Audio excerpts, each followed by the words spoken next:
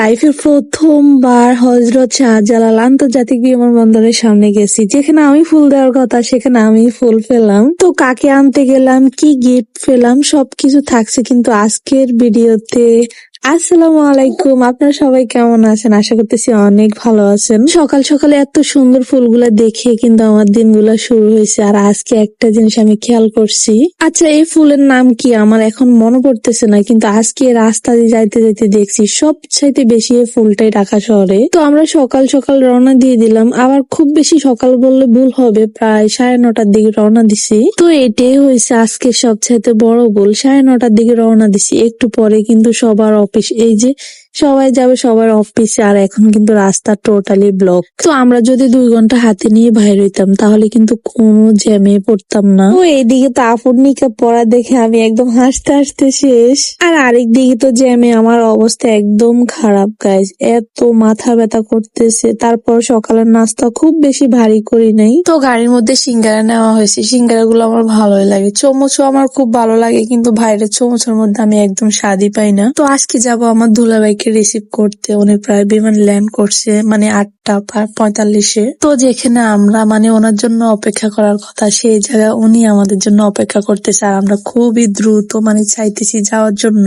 তো আমার দুলাভাই একজন সৌদি প্রবাসী, আমার প্রায় জ্ঞান হওয়ার পর থেকে দেখি আমার দুলাভাই একজন প্রবাসী। প্রবাসীর বউ হয়ে থেকে যাওয়াটা কিন্তু খুব সহজ ব্যাপার না, এটা কিন্তু অনেক বড় একটা স্যাক্রিফাইস। তো ফাইনালি আমরা এয়ারপোর্টের সামনে আসছি। তো এয়ারপোর্টের সামনে আসছি, জীবনে প্রথমবার, কোথায় একটু হাঁটিমুটি দেখবি সেটার সুযোগ একদমই হয় নাই।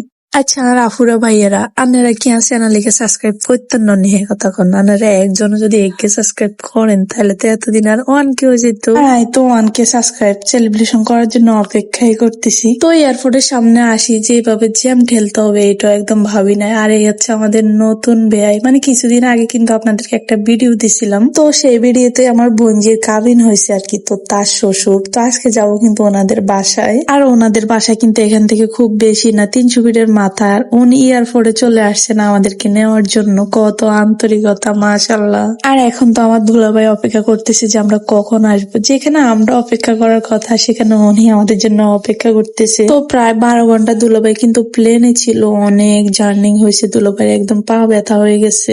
আর ওই যে সব সামান গুলা রাখতেছে, তো আমরা যেরকম আসছি সেরকমই একদম গাড়িতে বসে গেছি, গাড়িতে কোনো নামা নামের অপশন নাই। গাড়িতে বসে একটা জিনিস দেখছি, যেটা হচ্ছে এয়ারপোর্টে যেসব ভিখারিরা আছে না, এটা কিন্তু অনেক কিউট দেখতে, অনেক স্মার্ট। তাদেরকে দেখে না কেউ বুঝতে পারবে না যে তারা ভিখারি, তারা এমন বেশে আসে মনে হচ্ছে তারা কোনো মানে কাউকে রিসিভ করতে আসছে। তো নতুন বেয়ে তো এখানে আমাকে গোলাপ ফুলের ভালোবাসা দিতেছে, গোলাপ ফুল দিয়ে রিসিভ করতেছে, আর আমার জন্য ফুলগুলো রাখতে রাখতে নাকি ফুলগুলো শুকিয়ে গেছে। আর এখন তো চলে আসছি আমাদের নতুন বেয়ের বাসায়, এগুলো নাকি ভাইয়াকে প্লেনে দিছে খাওয়ার জন্য, আর উনি আমাদেরকে দিছে। আর আরেক দিকে তো নতুন বেআইনের খাওয়ার দাওয়ারের এলাহি আয়োজন, যদিও সবকিছু ভিডিও ক্লিপ নিতে পারিনি। ওই যে আমার মেয়ে তার আপুর সাথে ভিডিও কলে কথা বলতেছে, মূলত যার শ্বশুর বাড়িতে আসছি তার সাথে কথা বলতেছে। তো ফাইনালি খাওয়ার দাওয়ার শেষ করে আমরা এখন আমাদের বাসার উদ্দেশ্যে রওনা দিছি, আর আফুরা কিন্তু নোয়াখালীর উদ্দেশ্যে রওনা দিছে। আর ঢাকা শহরের এই চিয়াঞ্জির মধ্যে বসলে না আমাকে কেমন জানি জেলখানার আসামি আসামি মনে হয়। তো চলেন কি ছিল দুলাভাইয়ের তরফ থেকে হালির জন্য গিফট সেটা আপনাদেরকে দেখাবো। তো বাইয়ের সামানগুলা কিন্তু খোলা হয় না,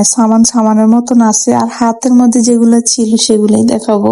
আর প্রথমেই ছিল এখানে খেজুর, তো খেজুর গুলা বাইয়ে যেহেতু হাত ব্যাগের মধ্যে নিছে, তো সৌদি আরব এয়ারপোর্টে ভাইয়াকে ধরছে খেজুর গুলা ফেলে দিতে হবে, এগুলো এভাবে হাতে করে নেওয়া যাবে না, মানে হাত ব্যাগে করে নেওয়া যাবে না। তো উনি একটু টেকনিক খাড়াই নিয়ে আসছে, যেহেতু পুরান মানুষ একটু টেকনিক খাড়াইতে কিন্তু অনেক পারদর্শী। তারপরে যেটা ছিল এটা হচ্ছে বাদাম অয়েল, এটার জন্য কিন্তু আমি ভাইয়াকে বলছি যে আমার জন্য আপনি কিছু আনেন না আনেন, আমার জন্য একটা বাদাম অয়েল আনতে হবে। আর বাদাম অয়েল তো আমরা সবাই জানি চুলের জন্য অনেক ভালো। তারপরে যেটা ছিল এটা হচ্ছে একটা টুথপেস্ট, আসলে সবগুলা যে আমার লগে মিলে যাইতেছে এটা তো বুঝতেছি না, আমার যে দাঁতের সমস্যা, দাঁতের কামড়ে মরে যাইতেছে, যাই হোক ভালোই হয়েছে। তারপরে যেটা ছিল গাইস, খেজুর ছিল 2 বক্স, আর খেজুর গুলা কেমন জানি মানে খেজুরের আচার মনে একটা ফ্লেভার আসে, ভালোই লাগছে। আর এটা তো আমরা দেখছি এটা হচ্ছে মাখন। তারপর তো ছোট ছোট কিছু প্যাকেট ছিল, এই প্যাকেট গুলোর মধ্যে হচ্ছে যে চিনি, লবণ, আর এই সানগ্লাসটা দুলাভাই আমাকে দিছে। তো সানগ্লাস না আমার খুব বেশি কাজে আসে না, এটা এভাবে থাকবে, বেশি একটা পড়া হবে না। সবকিছুর মধ্যে যেটা নাই সেটা হচ্ছে আমার ফেভারিট চকলেট। তো সেটা কোনো ব্যাপার না, ব্যাপার হচ্ছে আমার আপু যে সময় সামান খুলবে আমার জন্য অনলি চকলেট গুলো আগে আগে রেখে দিবে।